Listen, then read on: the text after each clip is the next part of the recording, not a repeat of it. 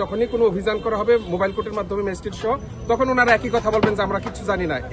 আপনাকে বারবার যোগাযোগ করার পরে বোঝার পরে আপনার আমি সবাই বললো যে আপনি এখানে নাই, আপনি পুরো দেশে গেছেন নাকি?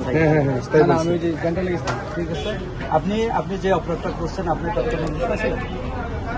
আমি শুনছি আমি এখানে মাল আমি সব ক্লিয়ার করছি।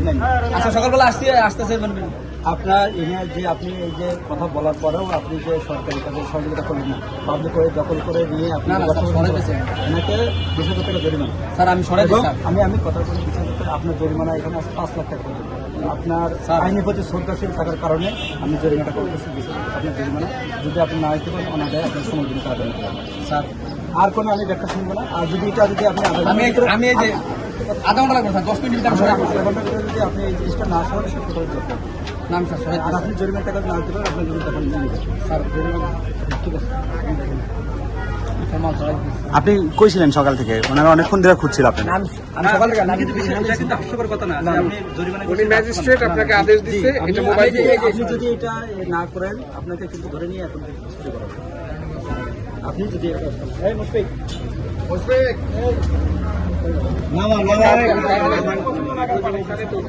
ফারহানা ট্রেডার্স না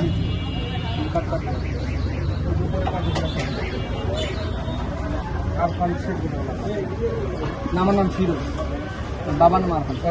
ফিরোজ শেখ, ইমরান শেখ। জি ভাই। জি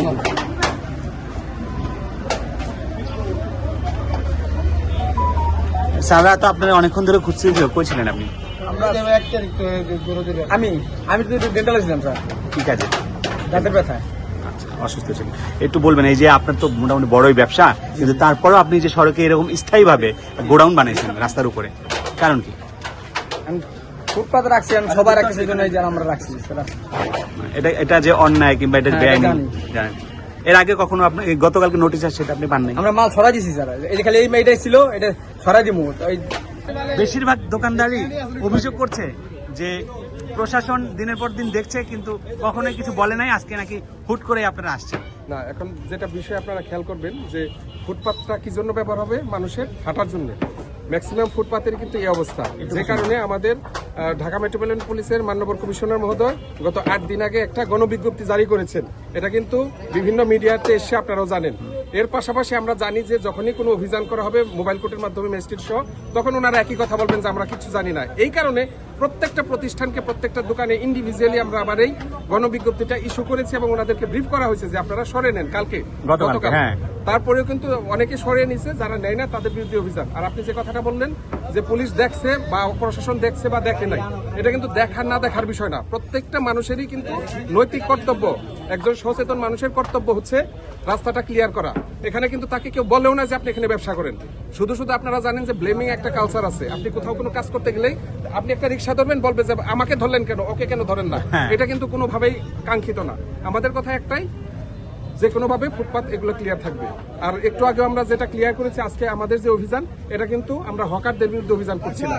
এটা যেসব প্রতিষ্ঠানগুলা রাস্তার পাশে তাদের প্রতিষ্ঠানকে এক্সপান্ড করে ফুটপাতগুলোকে বেদখল করেছে, তাদের বিরুদ্ধে আজকের অভিযান আমাদের। আচ্ছা, আমার একটা প্রশ্ন, যে 14 নম্বর থেকে কচুঘাট পর্যন্ত একটা লেন আপনারা করছেন সাইড দিয়ে, মানে এক্সট্রা একটা লেন আমরা দেখলাম। সেই লেনের মধ্যে আমরা দেখছি যে আসলে লেনটা একদম অকার্যকর হয়ে আছে এই ব্যবসায়ীদের জন্য, মানে যারা ভাসমান ব্যবসায়ী। এটা কি আপনারা খেয়াল করেছেন কিনা? কিংবা আচ্ছা, ওই যে 14 নম্বরের যে দুই পাশে লেন, এটা বেসিক্যালি করেছে হচ্ছে সিটি কর্পোরেশন করেছে। হ্যাঁ, আমরা বিভিন্নভাবে যোগাযোগ করেছিলাম যে এই লেনটা করলে হয়তোবা সমস্যা বা সুবিধা হবে। ঠিক আছে, এখন আপনারাও কথা বলেন আর আমরা ট্রাই করছি এগুলো ক্লিয়ার করার জন্য। আপনারাও এটা তুলে ধরেন যে এটা সফলতা বিফলতা কতটুকু আছে।